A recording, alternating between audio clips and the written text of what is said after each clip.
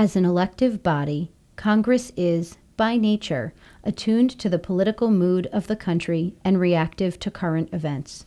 When approaching the Hill on any matter, one needs to take the political temperature of the moment and judge how the current climate might influence or affect the issues at hand.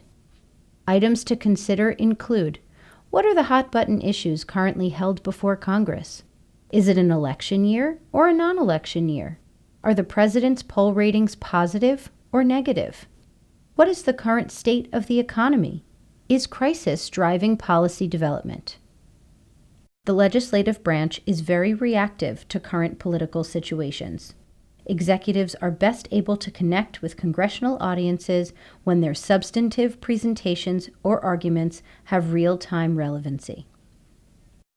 On an agency or departmental level, federal executives must consider political factors, like the reputation of the current secretary or administrator and the history of the organization when approaching the House and Senate.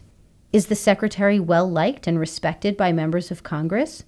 Or is he or she on hostile terms with certain members? How the Hill views the secretary is often translated into how the Hill deals with the department. If the secretary works well with the Hill, things usually go well for the department. If the secretary is not particularly liked, think Donald Rumsfeld, a department's work on the Hill can be trying. Has the agency or department had a favorable or tumultuous history on the Hill? Have congressional hearings involving the agency been positive or negative? One only needs to look at FEMA to understand that although an agency may do very good work, their reputation with Congress can be irreparably damaged due to bad decisions of political appointees. Although Hurricane Katrina took place almost 10 years ago, representatives from FEMA still get questions and criticism about that incident when visiting the Hill. Federal executives can directly touch the political interests of members of the House and Senate at the project or program level. Members of Congress are very sensitive to the needs of their constituents because these folks determine who gets elected and who does not.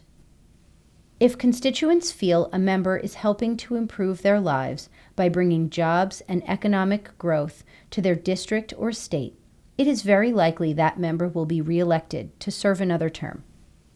Therefore, if federal executives can show members how their programs and projects are benefiting constituents in their state or district, they will truly garner the attention of members of Congress and their staff.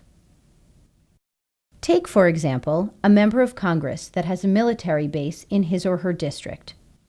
How the Army does what it does is important to all members of Congress, but specific members with military installations in their districts or states are acutely aware of the economic influence that base has on their local economy and pay special attention to changes that might affect that base and consequently the Army. This holds true for agencies and departments throughout the government, including those who provide grants to business interest and educational institutions, contract and subcontract to manufacturers, provide support services to individuals and groups, or touch the economy of citizens in any way. The most effective legislative liaison offices are those that recognize the impact the work their department or agency has on a district-by-district and state-by-state basis, and share that information with key members of Congress and staff. Next week, we will examine the key members of Congress who are important to your agency or department. But for now, I'll end this section underscoring the importance of interest management on Capitol Hill.